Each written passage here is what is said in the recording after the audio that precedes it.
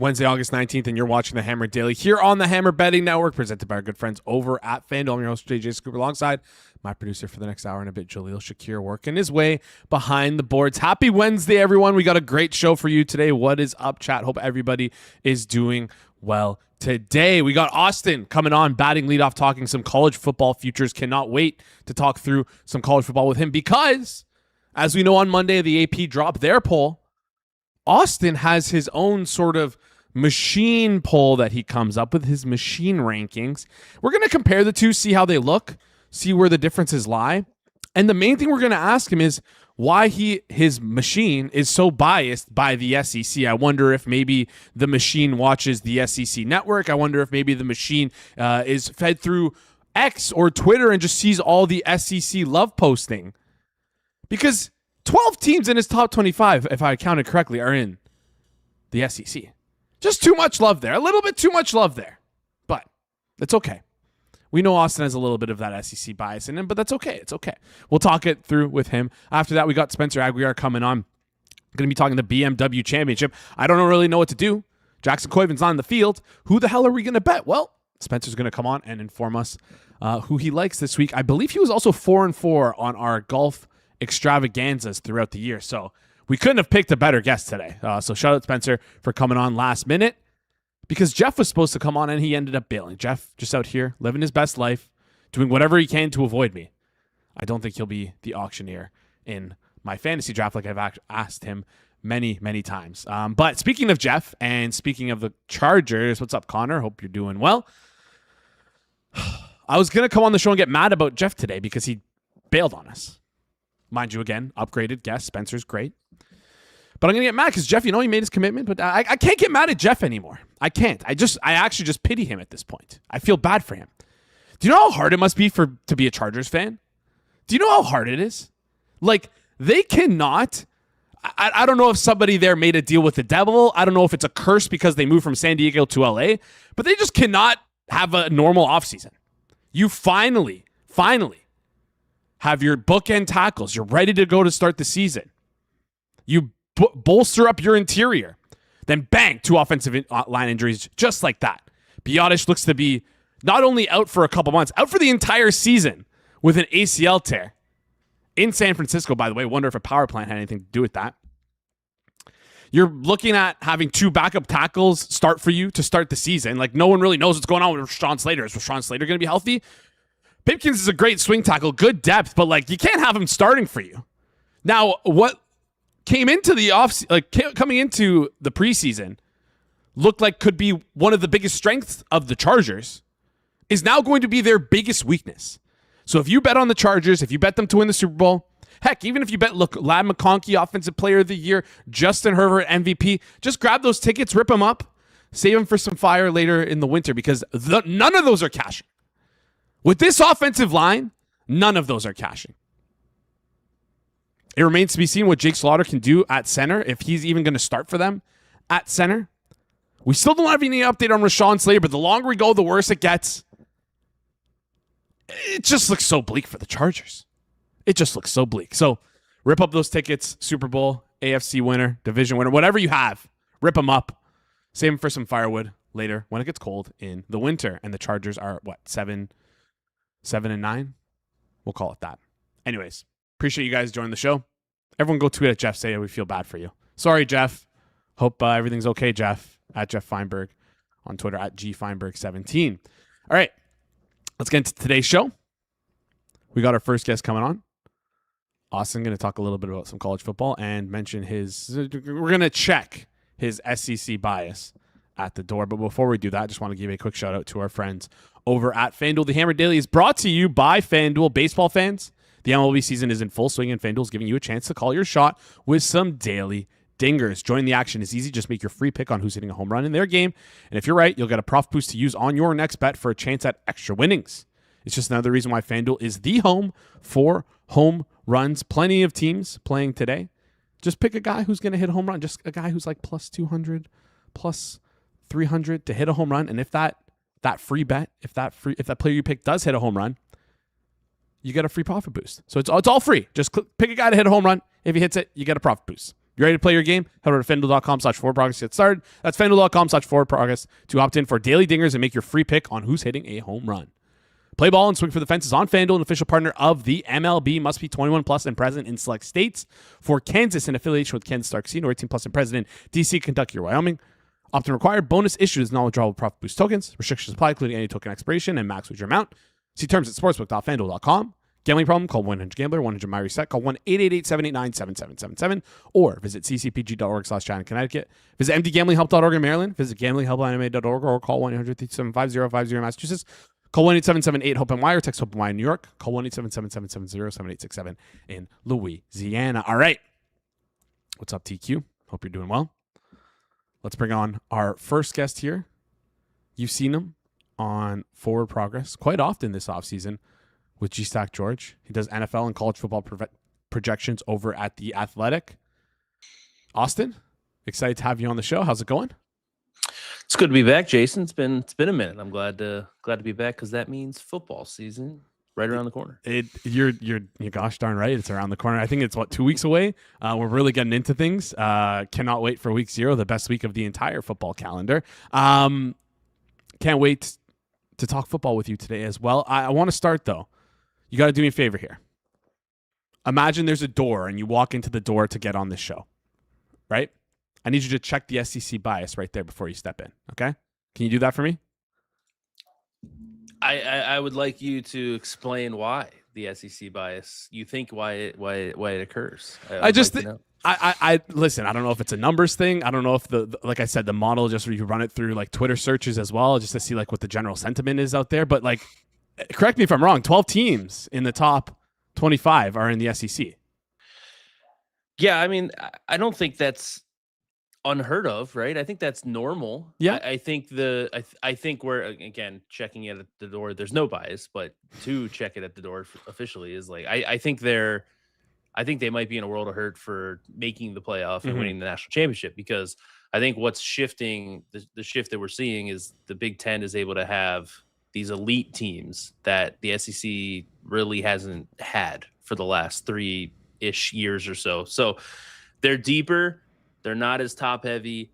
I think that's going to kind of be the norm for them. And how that works with them in terms of winning national championships remains to be seen. It'll be interesting to watch. Yeah, it should be interesting to watch. First team I actually want to talk about is Georgia here.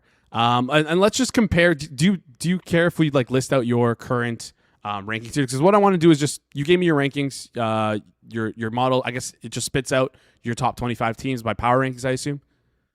Yeah. Okay, we're gonna compare that to the AP poll that we saw released on Monday. Your top 6 right now is Ohio State, Notre Dame, Georgia, Oregon, Texas, Indiana, and Texas and Indiana. I want to cut it off there. Talk me through the difference there with Notre Dame and Georgia. You sort of had the two flipped versus the AP poll. Yeah, I mean they're similar. They're within a half point of each other, so it's not really a big difference for me.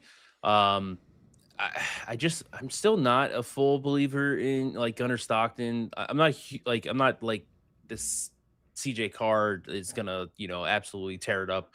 They don't play anybody, so he probably will. But I don't know if I'm a huge believer on that side either. But I just like Georgia. I worry. Like, we just haven't seen the dominance. And I do think even though Notre Dame didn't make the playoff last year, they were still dominant. And I think they were one of the best, 3-4 teams in the country. And I think that was not the case for Georgia. We don't know for sure. So a little bit of uncertainty. I think a lot of the strength for Georgia is like just, or the backing of Georgia is just like, hey, Kirby's done it. But they've been kind of a mess for Georgia's, like, you look back to what they were 21-22, they have not repeated that since then. So I need to see it a little bit more, and that's just a little bit of an edge towards Notre Dame right now. It's basically the same. It's not a big difference, but that's the edge for me. Yep. And I also forgot to mention with the SEC bias, last time you were on the show, you did come out. You did mention Georgia to win the national championship as a bet, but that's to be fair to you because they're plus 800 versus Notre Dame, which is plus 600, which, again, based on your rankings, obviously two teams very close together, the one that's priced 200 cents cheaper, you're going to take that. You're going to take the plus 800 over the plus 600, obviously. But again, You got to like tone down the dial, the bias dial in the model. You mentioned Notre Dame. We talked about Notre Dame here in a second. Right now, the market has them at, I think it's like 11.5 wins, but it's like pretty juiced towards the under. Last time you were on here, you mentioned around 10.5 wins is where you would land. And of course, under 11.5 is minus 205. Is there any appetite to like really back Notre Dame, say, hey, they're going to win 12 games this year? Are they going to have an undefeated season? Like, does that over at plus 164, is that appetizing to you at all, or do you need a much better number there? Yeah, I would need it's tough to say. I would need a much better number. It's hard for me, definitely when I'm modeling, like to really hit the ceilings on teams, because when you're simulating, you have to build in uncertainty, like what happens if CJ Carr gets injured, and this is true for every team, but they tend to get pulled towards the mean more than like, hey, stretch towards the edge. It's definitely early in the season. It's a little bit different. Like 5 games in, if Notre Dame's, won every game by 40 points, then it's different. So that's kind of hard for me. So I'm not really looking to bet the under there either. I think it's a pretty fair price. I think 11-1 is a fair number. But I think 10-2 is certainly possible. Like 12-0 is there as well. But you look at this track record, they lose games. Like they've done this, not that far removed from the Northern Illinois loss. They last year, they super talented team, couldn't get over the hump with Miami and Texas A&M. So there's some games on the schedule. I don't like, it's an easy schedule, but I don't think it's, hey, we're going to cakewalk everybody. Like, I think BYU on the road's a tough game. I'm not saying that Navy's going to be a tough game, but that's always like an interesting game. Notre Dame will wipe the floor with them. But then you have Miami, SMU. There's 3 games on there that are not, 20-point victories for them. So I wouldn't be shocked at 10-2. Do they make the playoff at that point? Probably not. But I think 11-1 is probably the most likely record where I'm not really trying to get involved with the over there. Yeah. Simple solution for them though. If they want to make the playoffs 10-2, just join a conference. So yes and no. This maybe we get into this a little bit later, but okay, fair. Depending on your schedule. Okay, no, perfect team. Penn State plays a very easy schedule this year, and depending on how Michigan, USC, and Washington turn out, like I don't know if 10-2. Now, if they make the Big Ten championship, they're in a better situation. But like if Penn State goes 10-2 and doesn't make the Big Ten championship game, I don't think it's a guarantee that they're in. I think that's a real issue. If you're like these SEC or Big Ten teams that are playing really tough schedules, yeah, 10-2 gets you in. But if Notre Dame's going to go to the ACC, perfect example was actually Miami last year. Is they were 10-2 and just barely made it. So it doesn't guarantee you a playoff spot if your schedule is weak, which Notre Dame's is weak this year. Okay, no, I actually have a question about soft scheduling because like. Again, you mentioned if your schedule's weak, it puts you at risk. But there's like it's almost like it's like a 2 sides of a coin, right? You can have the easy schedule and improve your odds of having like a really good record. But again, if you do drop one of those easy games, you run the risk of missing the playoffs. How do you feel about teams? I guess ducking real opponents. So, with the way that the playoff has worked for the last decade or so, strength of schedule's factored in, but it's not like the end all be all. It is what your record is, and 9-3 has not happened yet. This might be the first year that happened because we're getting ridiculous schedules. Like Texas, Oklahoma play ridiculous schedules. Ohio State, Michigan play ridiculous schedules. Those are like the 4 9-3 teams that I think we get in. I think though the way that it's set up, like it's smart to not schedule strong out of conference game if your schedule in your conference is good enough. And this mainly goes to Big Ten and the SEC, where like I think if Texas played Texas State or UTSA instead of Ohio State, I think that in my numbers their playoff odds go up by like 4 or 5%. So like they would benefit from just not playing that game. So now is 9-3 possible for them? Probably not as much if they don't play Ohio State, but I think with how the game is set up, how the sport is set up, I can't knock people for not playing them until the playoff committee starts saying, hey, you know what? Whoever loses the Texas-Ohio State game, that's like a wash for us. Like now, if you get blown out, that's a different story. But I think like I can't really knock them. It's how do you survive in advance, right? That's all. I can't be mad at people for trying to win, and that's right now. That's how it's set up. But isn't this bad for the sport though? Like, shouldn't the committee be punishing like the ones with easier schedule? I feel like this is just like I understand why you're sort of glad handing it here, but like, isn't it bad for the sport? Yeah, I think different conversation here. I do wish they would go more towards the non-conference, these big marquee non-conference, definitely the non-conference games, right? Because like in-conference games are kind of whatever. That's somewhat random to it, but like I think it should be like, okay, hey, Ohio State and Texas are playing, Michigan, Oklahoma. That should be rewarded in a sense. And the only thing that starts to get weird here, and people will complain about this because they've complained about it before, is like if we start doing that, does like an 8-4 team who plays the best schedule in the country, are we then arguing for an 8-4 team to make the playoff? And then that gets into like a weird debate where people aren't going to love that. So it's one of those things where I'm okay with people not scheduling people with how the committee's acted. I'm okay with it, but I do wish we would. I'm not saying we need to go crazy in the other direction, but I do think we need to be like, okay, not all records are created equally, which the committee has done, but I think we can get a little bit better in terms of like a 9-3 Texas this year has a much better, than a 10-2 Miami even. I would say much better resume at the 9-3 than the 10-2. And I don't know if Texas at 9-3 would be ranked ahead of 10-2 Miami. That would be interesting. All right. TQ in the chat saying the committee doesn't even watch games until December. So what does it matter anyways, this early season stuff? I will say, like, do you think that as bettors, do you think that we can take like sort of advantage of this, like trying to get ahead of where we think the committee might be valuing things, right? Do you think that we see the easy schedule and then the committee sees the easy schedule and says, okay, wait, we don't like the direction, like we need to draw the line at some point? Do you think that we can get ahead of that by maybe sort of like is there a way to get ahead of that, and like from a betting perspective, I guess is what I'm trying to ask. Yeah, I mean, I think you can. Like, I guess there was kind of the case. It was the first time it ever really happened with Miami last year, of being as far back as they were and spread so far from Notre Dame, to where that was kind of a surprise. So I think there's always opportunities, right? Like, and I wonder. I mean, now that Notre Dame has the exclusion when they're in the top 12, they're an automatic bid. Maybe there's less of that, but I think you can kind of project out.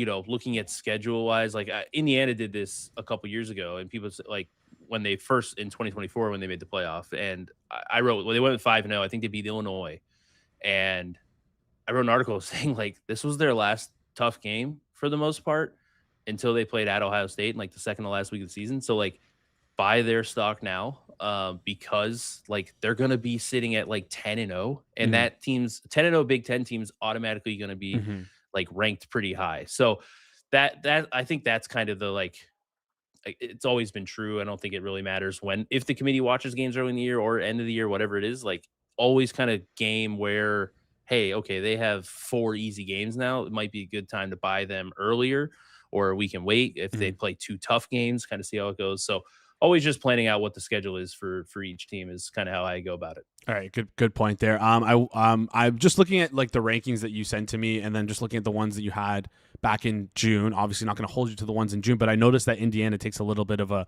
tumble here. Is that more so Indiana falling, other teams getting better, and then on top of that, just like as the off season has gone on, and as we get into the start of the season here, has there been like a team that's like a quality team, let's call it a top 25 team or a top 10 team that's just been really tough for you to like get a number on, tough for you to predict? So maybe someone with a wide range of outcomes. Yeah, I would say on the first point, Indiana, like all the team for the most part, the way college football is going, like 5 through 15, pretty close together in my rank, like 15 through 30, pretty close. Like it's definitely compressed in that way. So any sort of movement can be pretty minimal, but hey, they went from 6th to 9th, so it looks bigger there. So in terms of team that's tough, I think Alabama is difficult for me. There's some like offensive line questions. What's the quarterback situation going to look like? That's one of those ones where I like DeBoer. I kind of go back to like he just wins games. He's a good football coach. I have faith in him, but they kind of have an like easy schedule for SEC standards, so like it kind of plays favors that way as well. So, but you could tell me that their offensive line and quarterback situation is not great, and then all of a sudden it's like, oh, this is a 7-5 football team, and that wouldn't shock me. But if the offensive line's solid and quarterback room is very good because Kalen DeBoer's pretty good at getting quality quarterback play, then all of a sudden it's like, oh, this might be an 11-1 team that can win the SEC. So they're kind of the like fringe, not into that like upper echelon of football, college football teams for me, but I could see them also being like 15 to 20th by the end of the season. Okay, so like the pretty wide range of outcomes here for this Alabama team. Maybe take a stab at them to win the SEC, or maybe that's like a bridge too far. What's the number on them right now? 900. I got it like 11, so it's right 1% edge. Okay, so right. Not terrible. Again, one of those things where like depending on how quickly the market reacts to them, which would probably be pretty fast, just because the market's smart and it's Alabama. But like they do, like if they look pretty good through the first 3 games or so, like maybe you can get involved with them there. Like it's one of those things where if I think if I'm a believer in their offensive line and their offensive or their quarterback, their rating can go up a little bit. So like it's difficult because their schedule's not super tough early, but like that's if they're blowing, if they blow Kentucky and Florida State out in weeks 2 and 3, sure their numbers are going to go up, but that might be okay, now I have conviction that their offense is going to be fine, and vice versa if they struggle. All right. Let's flip over and talk. This is like something that's like a really super deep in the weeds. We'll get into like week 0, week 1 stuff if you have anything for us. Also, Ryan in the chat is asking how many bets you're firing on FCS next Thursday. Maybe we can get into that in just a second. Do you even do FCS stuff? I don't even think you do, but do you? I this is the first year that I'm actually like modeling it, but it's more of just like following what people like that I trust in that aspect. But this is actually the first year that I'm trying to like put a number on, and it was because North Dakota State's making the jump, and they actually could like kind of be a factor in the playoff race. So that kind of forced my hand. All right, that's cool to see. But maybe we can get that in just a second. One thing though before that is you do like a lot of NIL stuff for the Athletic. Like you kind of track that stuff. I'm just curious, and I probably should have said you this before. Apologies for not doing this, but like, do you have like a most overpaid roster, like most inefficient roster, and a most efficient roster in terms of spending? Because I think maybe not for this year, but like in the future, we can use this to sort of like project out how well teams are doing. Yeah, so I think that's a good question. That's something I'm gonna like touch on later in the year. I think the obvious 2 for me are. And again, the other thing you have to do with this is like LSU is the big one for me because they're rumored to be spending in the mid to upper 40s, whatever it is. Their schedule's tough. I don't know how good they are right away. They probably had to overpay for a lot of the Ole Miss players as well. So like if they go 7-5 or 8-4, it's like 8-4 is not a horrible season for them. I think that's well within like the normal range of what they're supposed to be. But like when you're spending that much, if you're a top 5 spender in the league, like you're kind of expecting to go 10-2, right? So I think Texas A&M might be in that category a little bit this year. I think Miami will get there because they spend so much more than the ACC. But I think Miami could be like a sneaky. Like they paid a lot for not that good of a team. You're paying to make the playoffs, so like. You're talking about 2 different things here. Like if you're comparing it to like how good I think your team is versus like, did you make the playoff? Because if Miami makes the playoff, they kind of cash their check in a way. So there are 2 different questions there at times. But otherwise, like those are the big ones for me. I think Tennessee could be interesting as well. They're starting a freshman quarterback, so that gets hard as well. Well, so hey, I just gave out 3 SEC teams that overpaid. So I think the bias is it's a thing of the past. But we know the SEC is going to be overpaid because they just have infinite money. Is there a team that like is like the most efficient that you found, or like a team that's like getting a lot more juice out of their squeeze, a lot more lemonade out of their lemons? Yeah, I think. I mean, obviously Indiana has to be there, right? Yes. I don't think they're spending. I don't think they're touching $40 million. Obviously, just won the national championship, but like again, they got a awesome portal roster. They're not like crazy spenders out of high school, so that's something to keep an eye on as we go future. Like, are some coaches or some staffs able to just be portal heavy and efficient in there and like still find quality players through high school recruiting that is not very expensive. I have to put Georgia in there because Georgia, like, they don't have to pay as much because Kirby has the NFL factor going for him. Like, that's something that goes, like, they don't have to break the bank for a lot of these guys because people just want to go play for Kirby because it's an NFL factory. So I'll go that route. Okay. I'm trying to find someone further down the list. I'm interested to see UCLA this year. I'm a big Bob Chesney fan, and I don't think they're crazy spenders, but they're not quite there yet. I'm interested. That's more of like maybe next year, see how their spending goes. All right. Quick question in the chat from TQ. Any information on how much BYU spent this offseason, or how much they're spending on their roster? No, but they're at the top ish. Like Texas Tech is in their own league in the Big 12. But like BYU is spending a pretty good amount for what the Big 12 is gathering. So I think their roster, I think they're pretty good in terms of efficiency. I think they're probably set. I know they've had some they're in the news with Sataki's comments and everything. So that'll be interesting. Another story, not just with them, but everybody in the future of like, hey, we didn't get the money we were promised, or like, hey, we need more money. That's what everybody's going to be saying. But I think BYU's in a pretty good spot in terms of what they have spending wise relative to the Big 12. All right, let's fire away. Week 1, week 0. Do you have anything for us here outside of obviously like the obvious easy plays? USC, what is it? -20, 38.5, -105. I wondered where you were going. Smash hit, easy, done. Team total over, everything you want, left, right, center. Anything you like in terms of week 0 or week 1 bets right now? It's not there right now, and I think it's been given up. But like I'm eyeing up TCU in some manner. Like if I have to, I'll like grab 7.5 later. But that's something I'm keeping an eye on because I think North Carolina could be a disaster. Okay.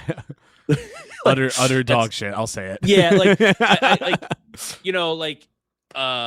Steve Belichick like had to take a medical leave of absence. Like there's just 9 billion things keep going wrong with this team. So definitely gonna keep an eye in some form or fashion. I will be grabbing that. So and then like I didn't love the I think Pat Fitzgerald's a little overrated. So Toledo, I believe on Hit the Books, they're kind of talking like Toledo might be live.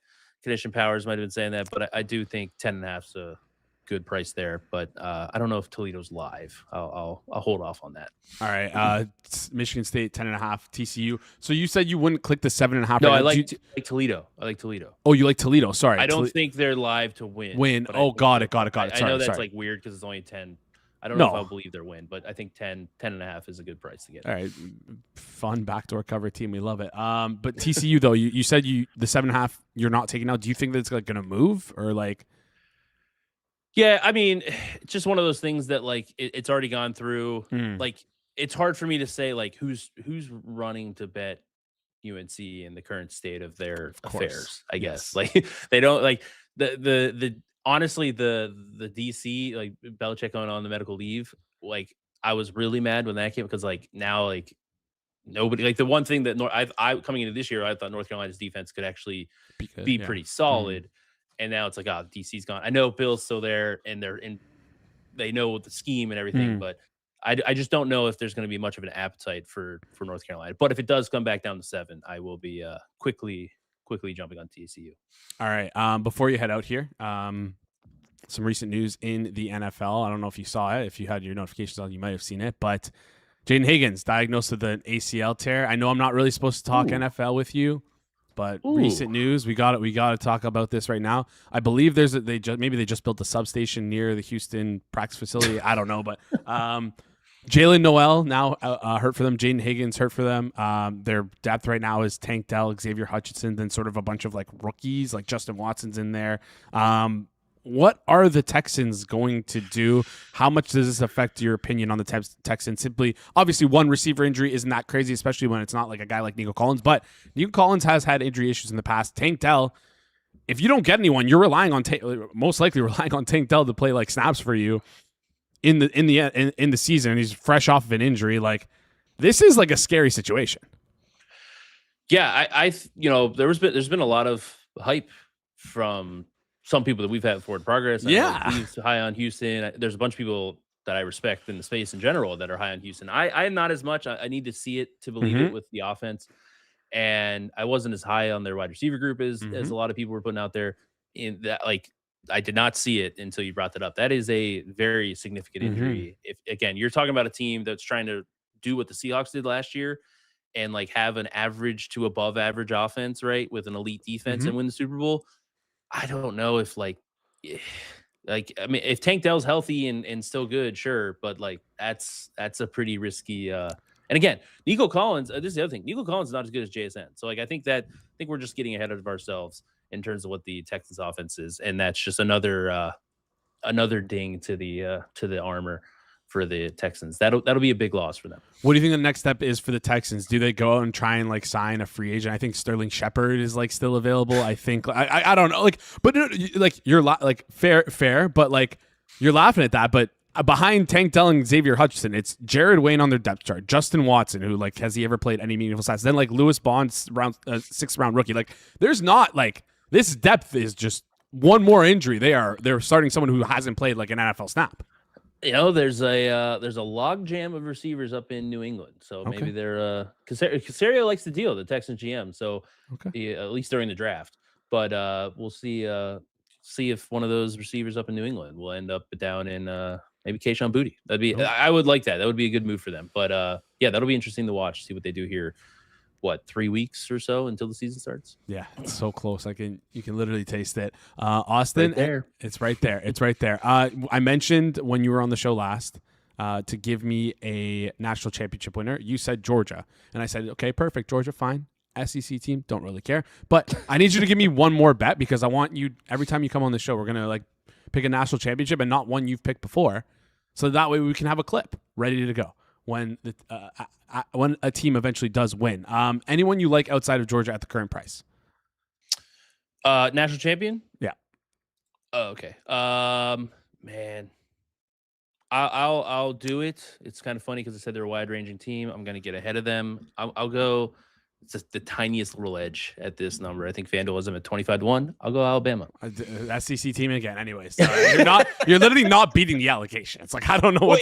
It's tough because the futures board is super top heavy. Yep. And all those teams are overpriced. And unfortunately for the Big Ten, since that's the only conference you're okay with, like Texas Tech, I think is another like okay, but I don't think they have the offense to get there. But that was the other one that I was kind of going for. But I think Alabama, I'm going for that ceiling. And the Big Ten teams are all overpriced, so I can't get there. I think there's one Big Ten team that's not overpriced in like the 35-1 range, but we can talk about that on the another day. Maybe.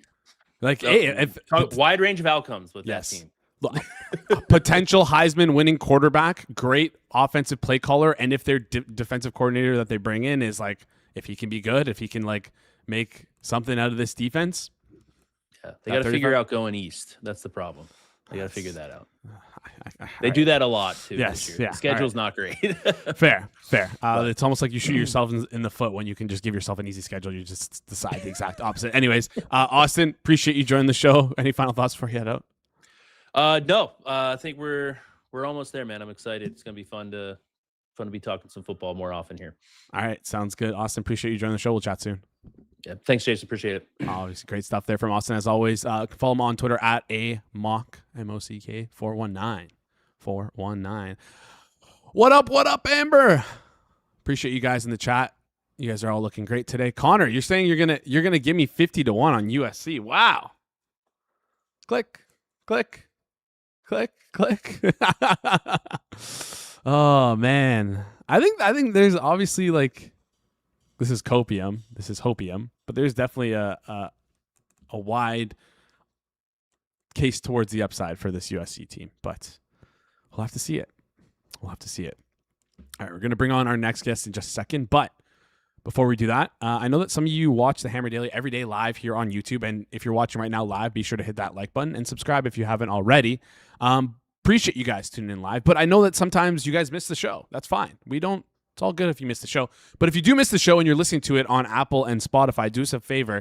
If you're there right now, rate and review 5 stars. That goes a long way for us here on the channel. It promotes our stuff to other people like you who like this kind of content. And mainly, we're trying to grow here. So if you can help us grow, the best way to do so is just by rating us on Apple or Spotify. Trust me, it really does go a long way. You'd be surprised how much it does help us out in the algorithm. And then also, if you're there, make sure you subscribe there as well. So if you do ever miss a show live on YouTube, you won't ever miss it on other platforms. You'll be notified right when we get pushed to Apple and Spotify as well. All right, let's get into our next guest here. Let's talk some golf. Let's talk some golf action. He's a pro bettor and a modeler over at the Action Network. You've seen him on this channel before, previously on our golf betting extravaganzas, where I believe he is 4-4. Let's try and keep the streak alive here at Tee Off Sports on Twitter. Spencer Aguiar. Spencer, welcome to the show. How's it going? I'm doing well, man. Thank you for having me today. As you said, I will try to continue this little streak that's going on right now. It's no promises on it. I think this is a difficult tournament because of the lack of data that we have, and this course being something that we haven't seen in action since 2018. But sure, we'll get into that throughout the show. Yes, I that's the one thing I want to lead with here. It's most of this field has basically never played this course, and we don't have a lot of data on Bellrive here. How do you, from a modeling perspective, how do you approach that?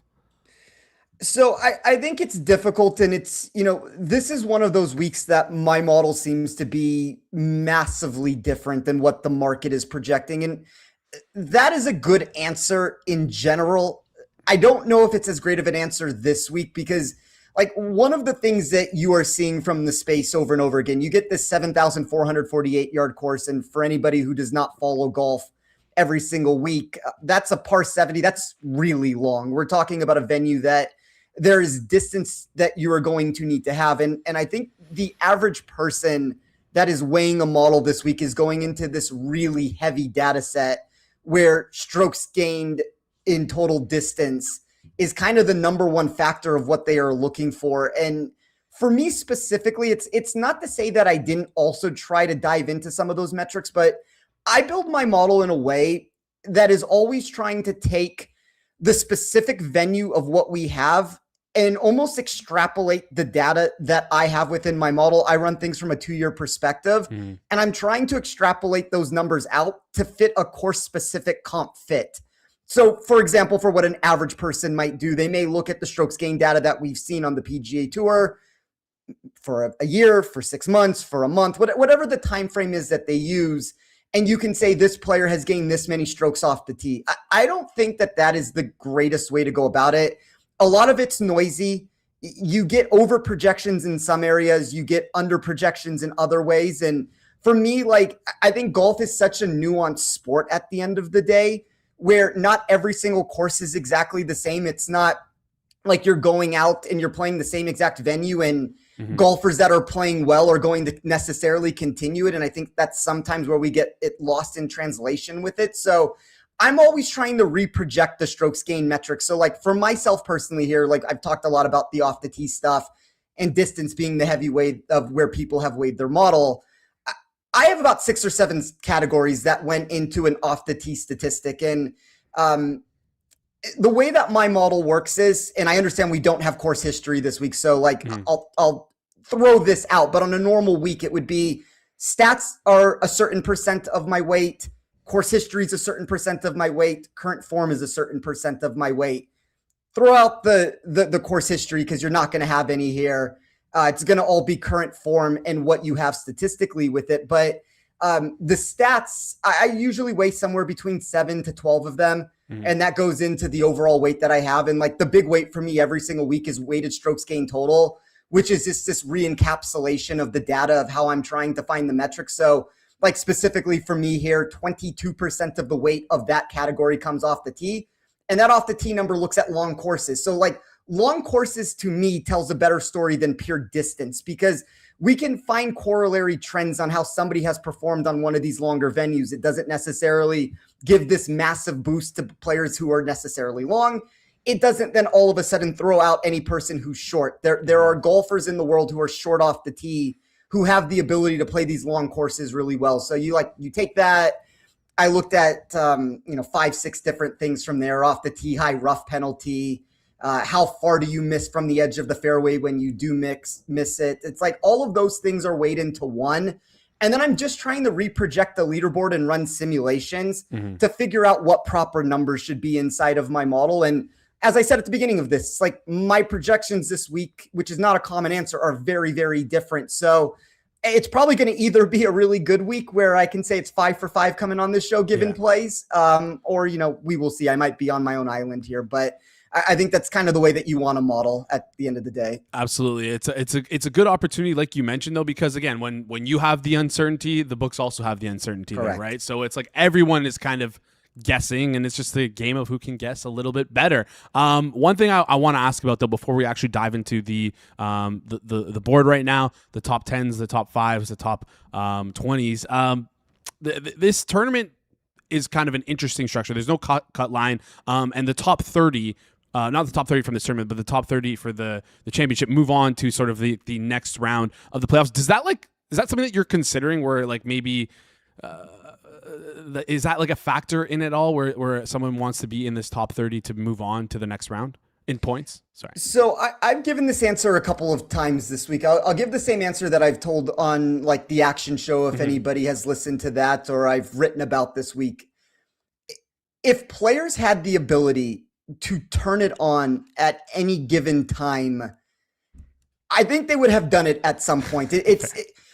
I'm going to give an answer that's counterintuitive for golfers a little bit more so than some of these other sports. Like I feel like that there's more regularity and consistency, and maybe it's because of just certain factors like I talked about of the courses changing and course fits being better for others. But like in football, there's more of a baseline that you can follow from week to week. I think for golf, a lot of it is I'm just trying to reproject numbers out. And I would make an argument potentially that the reverse of that is potentially true, where more pressure is potentially a negative that comes into play. You find yourself on a bubble and you force things, or you find yourself playing too conservative. Like you never really know what the golfer is going to do, but there are differences that occur, at least for myself, from a model building perspective. And like one of those answers would be like with it being a no cut tournament this week,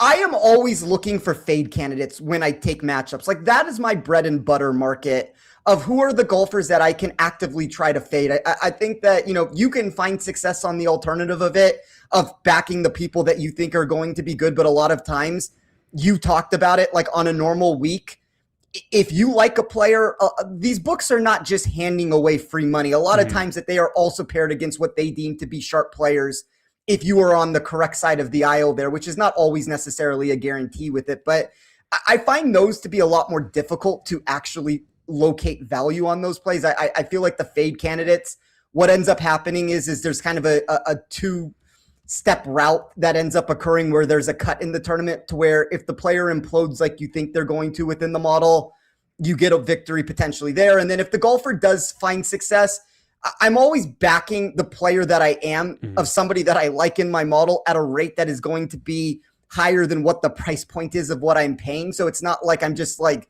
fiddling at the bottom of the board with two guys for the most part that I like it's implosion potential all over the place. It doesn't mean that my guy is necessarily safe at the end of the day, but like, I think it removes the number one core factor of what I am trying to find, which is volatility here. At least when it comes to miscut equity inside of matchup markets. So, I do not have a very heavy, extensive matchup card. Like I have two on the slate in entirety, and I'll probably get more of my exposure once this tournament starts. But I think for me, that is the one big factor where everything changes. All right. And I wonder, like you said, obviously guys can't turn it on, but I was just maybe like the decision making is like more aggressive or more conservative, like you said. But again, we're not gonna be able to predict that stuff. But I wonder if there's going to be an edge at one point. Where was it? The PGA announced that they're going to be like covering. You can like listen into golfers' conversations like live with their caddies, something like that. I wonder maybe there's like hidden live edges there if you can do that. Maybe potentially so. I mean, the one thing I will say to that is as the week progresses, we probably will get a better understanding of what that looks like, because as a golfer sits there in 39th in the standings and he needs to get into the top 30, aggression is the only way to do that. And I think that's where some edges can be had once this tournament begins. I don't know from a pre-tournament perspective as much. I feel like everybody's going to go in on round one and play their game. Yes. And as things go wrong, we're going to see people have to deviate, or at least they should deviate if they're trying to get themselves into the top 30 or hold on. I mean, but I think that's a much more nuanced factor probably after a round or two has been played. Yeah, something to keep an eye on during live betting as well. Let's flip over and talk about the big board here. Scheffler currently plus 310 to win the whole thing. Minus 200 to finish top 5. He is he's Scotty. Like, he's been incredible. He has really, I'm going to put struggle in quotation, struggle to win all year, but he's been in the top 5. He's been really dominant. Won his first tournament, and then of course wins last week at St. Jude. This 310, is this maybe the worst time to ever bet Scotty in 2026? I mean, you're probably, getting the worst end of the number of this. The time to bet him was last week, which unfortunately I didn't end up biting and pulling the trigger on myself. But like when he drifted into that 5.5 to 1 range, because like one of the things I've been talking about with him is he's been very close. You flip one of those results at the Travelers, he should have won that tournament. He gets the second place, loses to Hovland there. You can go all the way early to the Masters, where he plays 3 days of golf where he really couldn't make a putt. Storms up the leaderboard late, ends up not being able to get across the finish line to Rory McIlroy. Like, it's been time after time that we are close, and it's not vintage Scotty in the sense that there's a miscut thrown into the mix that you normally do not receive from him, but there's safety across the board where this is just top 5 after top 5. I just think the unfortunate thing that has occurred here, and this is kind of where I ended up finding value on the board, because there's less hold percentage this week at a lot of these locations than we normally get, and I think part of that reason kind of stems from what you talked about. There's a general unknown of how this course is going to play. And I think when books kind of just don't have an answer there, they either go one of two routes where they make this board so juiced that like nobody can put any money into it, or this route, they made it less juiced in the outright board, and they kind of are just letting people pick and choose their spots while suppressing a price of Scotty Scheffler. So I thought it was a decent outright betting board. It doesn't mean that bets just don't get absolutely steamrolled by Scotty, and we're not sitting here on Sunday and watching Scotty win by a touchdown plus again. But, that's kind of the nature of the game here and the nature of the beast when you try to fade Scotty Scheffler, that you understand the risk that you're buying into, and you're just hoping you're doing it with some enhanced pricing. All right, let's talk through the big board then here. Right now behind Scotty, it's like a pretty massive chasm. Scotty 310. Next closest is Auberg at 15 to 1. Rory 16 to 1. Any of these names sticking out to you at the top of the board here, or is this like what is where are you like digging towards the back of the board to find your outrights? No, I actually think this is one of those weeks that probably jumping to the top is better, and that's not a general answer that I give. It's not as great of a conversation to have on this show. Always shop around, see what numbers you can get. I grabbed Oberg on Monday at 20 to 1. Yes. That was the very first bet that I ended up punching a ticket on. And, it kind of goes to this conversation that I was having just about perception in the market from bettors and from books in general. And you kind of see this weird dichotomy take place every single week with Oberg at a lot of these events where the money starts steaming up on him from the sharp action. And the general public, like I wrote an article on Monday or Tuesday, and I got 4 or 5 comments on it that Oberg has absolutely no chance to win this golf tournament. And it's like, yeah, I understand that we have seen that historically, and we have had these really poor Sunday rounds. Like even if you take last week, that finish was aided by an out of contention Sunday surge up the board where he was never really competing. And any time that he put himself into contention, he immediately shot himself out of it. But it's that weird dichotomy that comes into play here to where you're watching this number go from 20 to 1 to 15 to 1 at some shops as the overall general public is telling you that he has no chance to win. So, I think Oberg's game is tailor-made for a venue like Bellerive. I talked about distance not necessarily being the only factor that I'm looking at, which Oberg has all the distance that you would want. He's inside of the top 10 of my model there. But total driving for me is such an important factor of not missing these fairways. You get zoysia grass. For anybody who's new to golf or doesn't know what zoysia grass is, that's what's in the fairways this weekend. Zoysia grass has this propensity to sit your ball up. It's almost like it's propped up on a tee. So you get these easier shots out of zoysia grass. And then if you miss, you get into this fine fescue rough that's going to make it really tough to stop your balls onto the green complexes because of the heat that's out there. You have these 8,200 square feet greens, which are extremely large on average.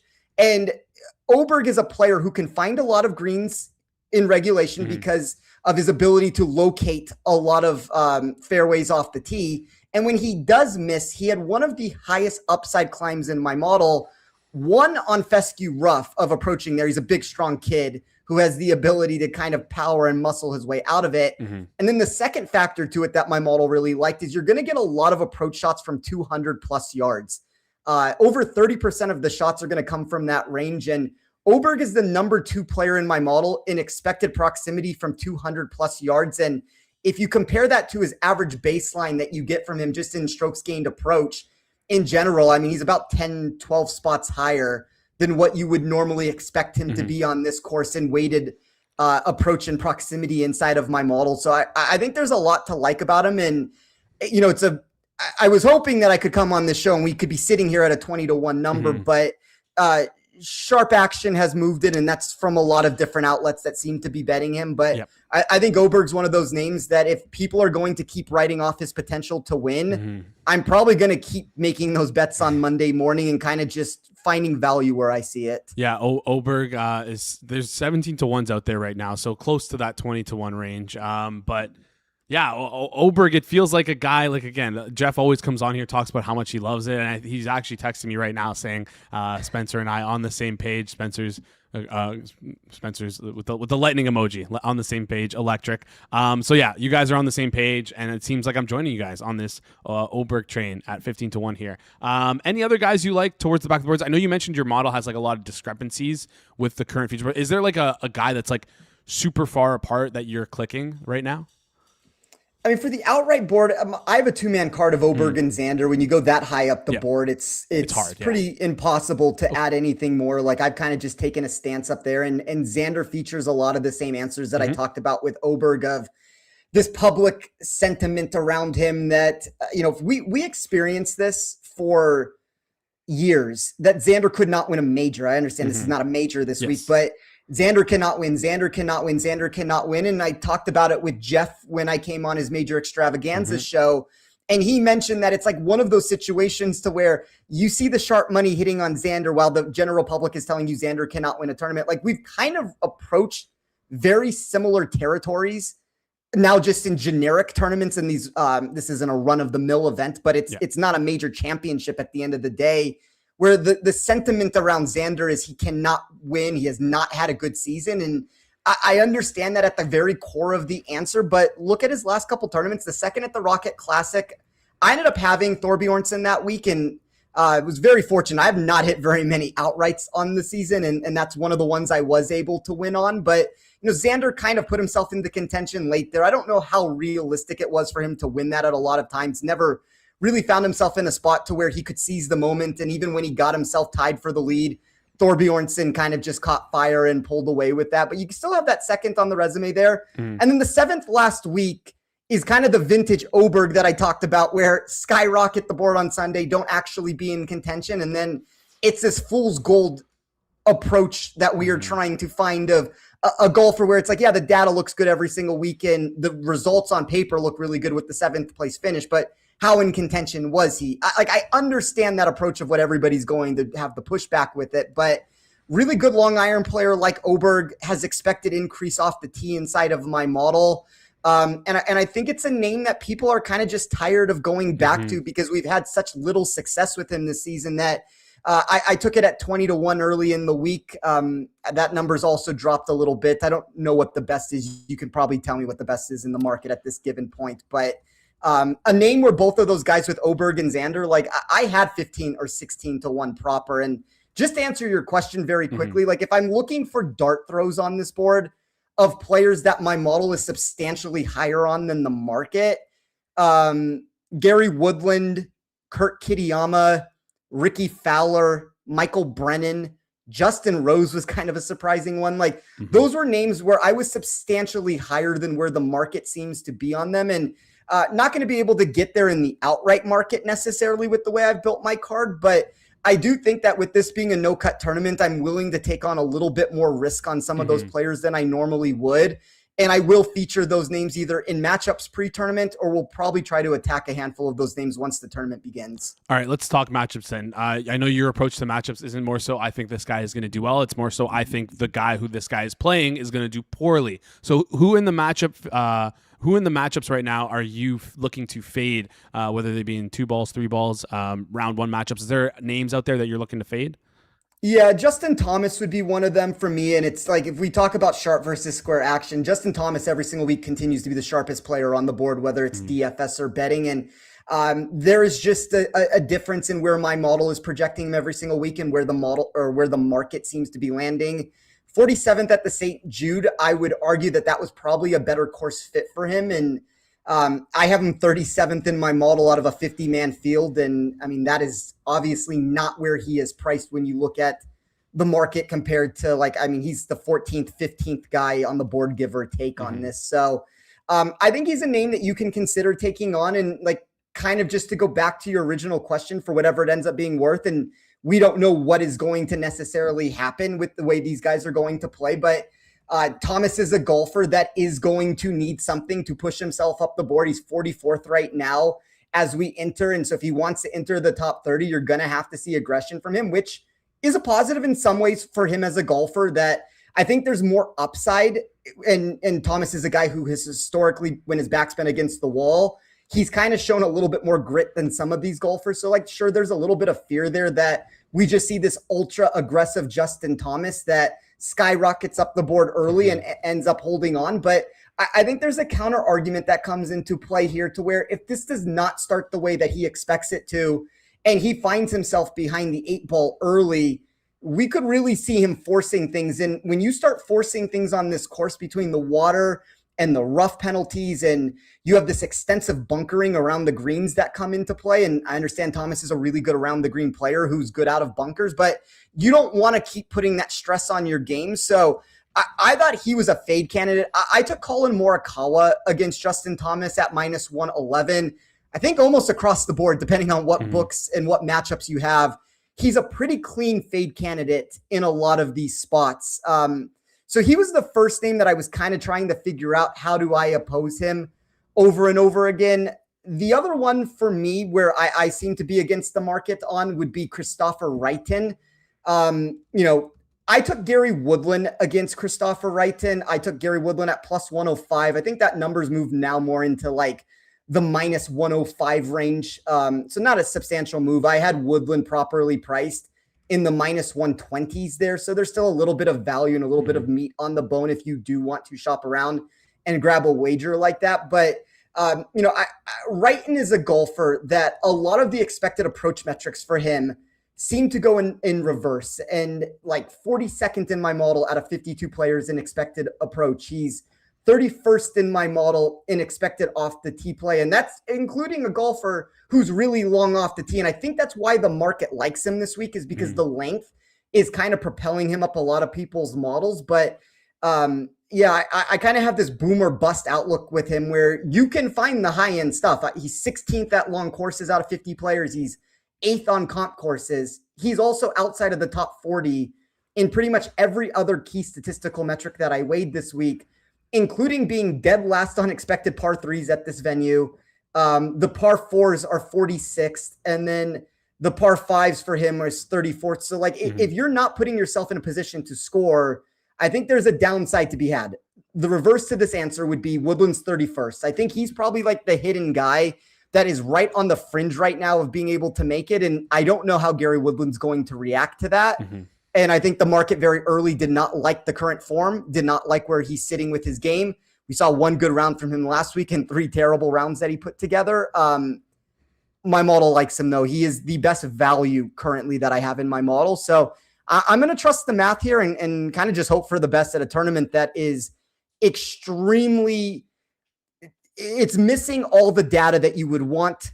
As you said, sports books are having a tougher time with it also, which is why you're getting openings to make a lot of these bets at prices that are a larger disparity than I would see on most weeks. It's just a matter of, do you get the answers more correct than the sports books? And That's always the tough one here, but I do like where my model sits here. I go into this on Thursday liking where my numbers are. All right, fading Thomas, fading Christopher Wrighton, Theo Bjornsson. You can get him at -150 versus Wrighton here. Quickly from the chat, any opinions on Hovland before you head out here? Just a question from the chat if you had general opinions on him, I guess, for this tournament. Super sharp in the market, I'll tell you that. I think he is, as we sit here. He's 30 to 1 right now on FanDuel. Yeah, this is a golfer that opened higher than that has fallen, and he's falling on all the notable locations. Like for what it's worth, the 5 sharpest movers on the board in my model at the locations that I track: Oberg would be 1, Rose would be 2, Fox would be 3, Hovland would be 4, and then the aforementioned Michael Thorbjornsen that you just talked about. There's a reason why Thorbjornsen has moved as heavily as he has against Wrighton. It's not necessarily the fade against Wrighton there. It's a lot of the backing of Thorbjornsen. And that was a price that opened up more in the 120s or the 130s that has gotten steamed out to 150. But look, I don't have anything negative to say about Hovland. I think that there's a lot to like about him with the way that he's trending. Very hidden 19th place last week, where he was really in that contest to potentially make a deep run to maybe not win it with the way Scotty played, but he very easily could have done the Siwoo Kim recipe and finished second. And a couple water balls, a couple bad shots, he moved in the wrong direction. But I always find Hovland to be this boom or bust golfer. So I think you have to understand what market you are backing him in. If you're backing him on some of the upside territories, I think it makes sense if yes, no cut at the end of the day. But if you're trying to back him for safety, I think his range of outcomes is win the golf tournament. I think his floor is to come last. And there's very few golfers that you can say that about, because like we see it every week from him where if the short game does go awry, the results kind of follow with it. But I like him this week. I think he's somebody to definitely consider. Yeah. All right. Hovland, you can find him on FanDuel at around 30 to 1, which seems to be one of the better prices in market. I'm seeing a lot of 25 to 1s out there on him. Spencer, you mentioned a couple bets for us here. Any other bets you want to rattle off before you head out here? I would consider Xander top 10, Oberg top 10. I think those are 2 names that you can considering adding to the mix. But like for the most part, as I said at the beginning, a lot of my exposure is going to come once this tournament starts. Yes.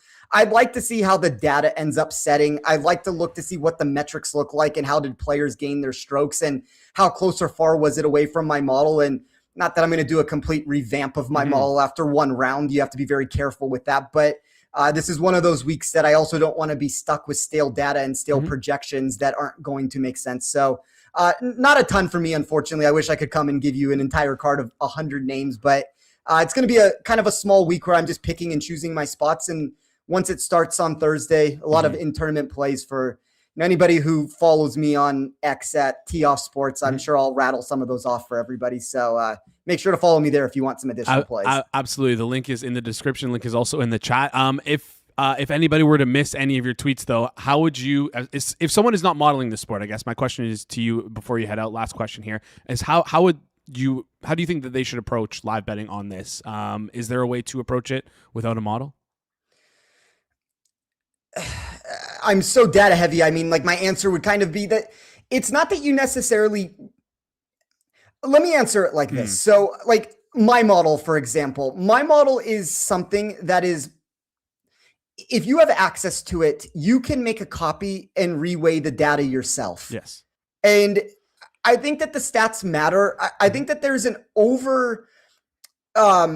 I think people are too quick to change from round to round. So like, for example, one of the things I come on shows and talk about quite a bit once the tournament starts, I like to look for positive ball striking marks.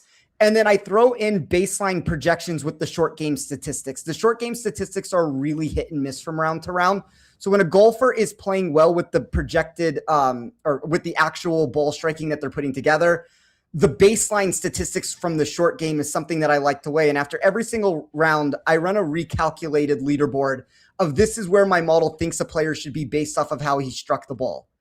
That's a really simple way to see who's underperforming and who's overperforming. Yeah. That sentiment has gone too far in the space at this point. Like this is something that 8 years ago when I started doing this and I started releasing content, I was one of the only ones talking about that. And now it feels like every single person is speaking that exact same answer. And so what you end up watching is these players hit the ball really well.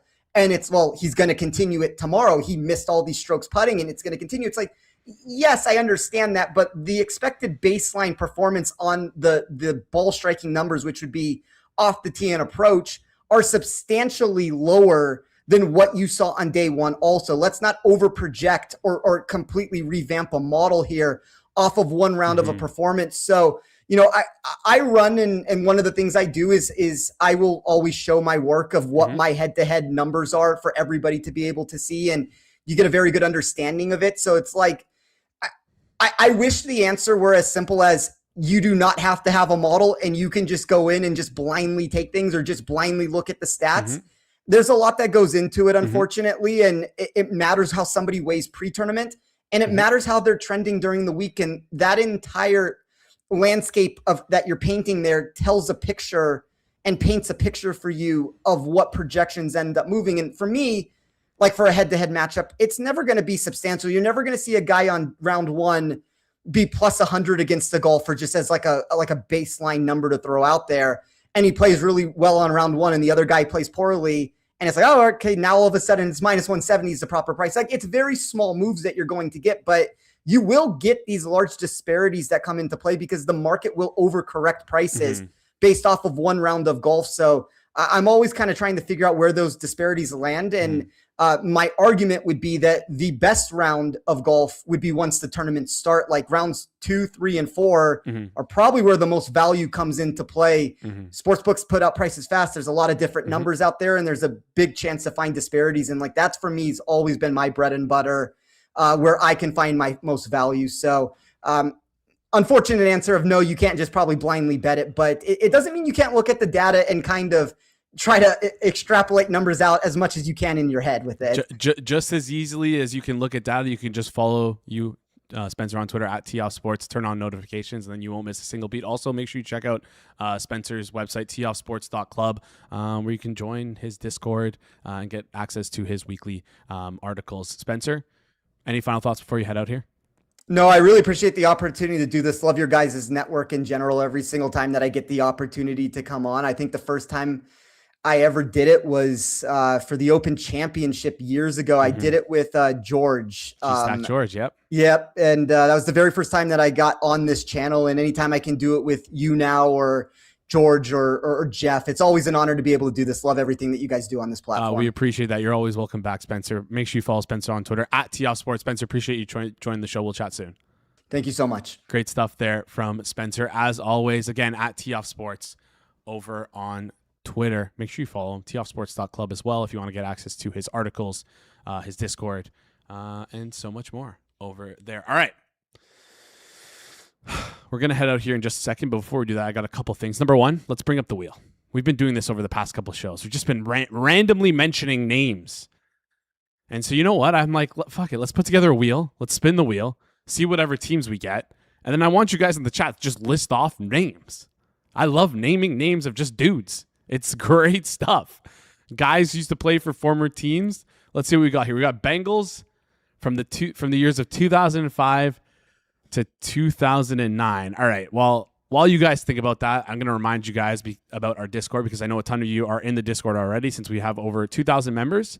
But if you're watching this or listening to this show right now and you're not in our Discord, what are you doing? Get over there. We have a great community, sharing bets, sweating games together, plus some exclusive bets from our biggest creators, and you really want to be there for the upcoming football season. Head over to discord.gg/hammer to join right now. Bengals 2004 to 2005 to 2009. Who can we... Oh, in the TJ Houshmandzadeh. That's a great one, George. That's a great one. Carson Palmer is like the first one that comes to mind for sure. Julie, you got one? I will go with Cedric Benson. Cedric Benson is also a good pull. Also a good pull. Oh, that's perfect. I think we have to start ending the show like this and let you guys mention Peter Warwick as well. Where's Ecold? Ecold busted out Dante Moncrief yesterday. By the way, 53% of the chat thinks the Big Ten is better than the SEC. Good stuff there. Dante Moncrief has my head in a bit of a blender. Anyways, appreciate you guys joining the show. You know the drill. Smash the like button before you head out as you're commenting as well. Make sure you hit that subscribe button. And if you're watching this after the fact, you made it this far, just give us a name. 05, 09, between that range. Cincinnati Bengals. I want to know who you like, who you remember from that era, right? TQ, these guys are freaks with these absolute crazy pulls. TQ, I know you know football. This is like sort of your vintage. You can get in that range. Anyways, appreciate you guys joining the show. Shout out to Spencer for coming on. Shout out to Austin for coming on, breaking down some college football. Shout out to Jaleel for keeping everything nice and smooth behind the boards. Shout out to you guys in the chat as well. TQ, Connor, George, Amber, Ecolt, Caustic, AD, Robin, appreciate your questions. Appreciate you guys in the chat as well. AD mentioning it's a Lando Norris week, so maybe we go click that as well. Maybe he's dropping that in our Discord. And yeah, appreciate you guys. Great show today. Went a little long. Everyone tweet at Jeff. Laugh at him about his Chargers. Anyways, no, don't do that. Appreciate you guys tuning in. Yeah, that's it. That wraps up today's show. This has been the Wednesday, August 19th edition of the Hammer Daily here on the Hammer Betting Network, presented by our good friends over at FanDuel. See you guys right here tomorrow.